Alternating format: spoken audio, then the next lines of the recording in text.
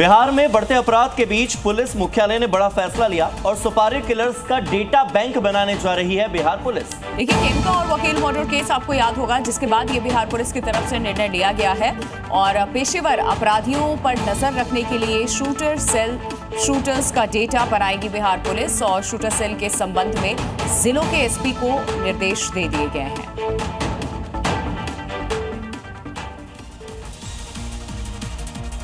धर्मांतरण मामले में गिरफ्तार छांगुर और उसके सिंडिकेट को लेकर लगातार नए खुलासे हो रहे हैं। इस मामले में एक नए शागिर्द का नाम भी सामने आया, जिसके अकाउंट से 50 करोड़ रुपए का ट्रांजैक्शन हुआ। इस मामले में जांच कर रहे प्रवर्तन निदेशालय यानी ईडी ने बड़ा खुलासा किया है। छांगुर उर्फ जलालुद्दीन के और साथी का नाम सामने आया है। इस शख्स का नाम है नवीन अरोड़ा। जांच अधिकारियों को नवीन अरोड़ा के बैंक अकाउंट से 50 करोड़ के ट्रांजैक्शन की जानकारी मिली है। वहीं अब ऐसा माना जा रहा है कि ईडी नवीन अरोड़ा और जलालुद्दीन को कस्टडी में लेकर पूछताछ कर सकती है। वहीं जांच एजेंसी अब पॉलीग्राफ टेस्ट और जरूरत पड़ी तो नार्को टेस्ट की तैयारी में है। इन परीक्षणों से छांगुर और नसरीन के बयानों की सत्यता परखी जाएगी। एटीएस को उम्मीद है कि इन टेस्ट के जरिए कई अन्य पर्दे के पीछे सक्रिय चेहरे भी सामने आएंगे। खबर बिहार से है, जहां 25,000 का इनामी गिरफ्तार हुआ है। बदमाश इनामी रजाक को पुलिस ने अरेस्ट कर लिया है। अररिया के टॉप 10 जो अपराधी हैं, उनकी सूची में ये शामिल है। पूर्णिया से बदमाश रजाक की गिरफ्तारी हुई है और पुलिस को बड़ी सफलता हाथ लगी है, जहां 25,000 का इनामी रजाक अररिया के टॉप 10 बदमाशों में से एक वांटेड अपराधी पूर्णिया से अरेस्ट हुआ।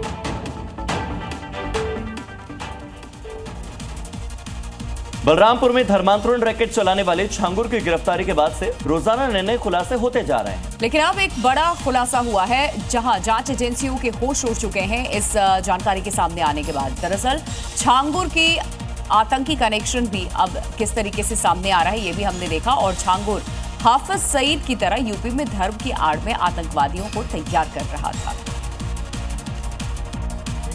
इस बात की पुष्टि करते हैं जी मीडिया के पास मौजूद कुछ अहम दस्तावेज, जो छांगुर के आतंकी कनेक्शन के आरोपों का सबसे बड़ा सबूत है। छांगुर नेपाल सीमा से सटे गांवों में धर्मांतरण के अड्डे खोलना चाहता था। छांगुर ने इसके लिए उसने टीम तैयार की थी।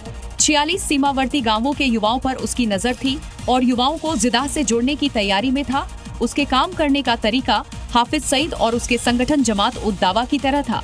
सामने धर्म का प्रचार और पीछे आतंक की फैक्ट्री। लोग किस रूप में देश का स्वरूप बिगाड़ने का काम कर रहे हैं। परिस्थितियां बदली हैं, उद्देश्य उनका वही है जो उस समय था। एटीएस की ओर से दर्ज कराई गई एफआईआर में भी ये बात सामने आई है। हम बेकसूर हैं, कुछ नहीं जानते। जी न्यूज़।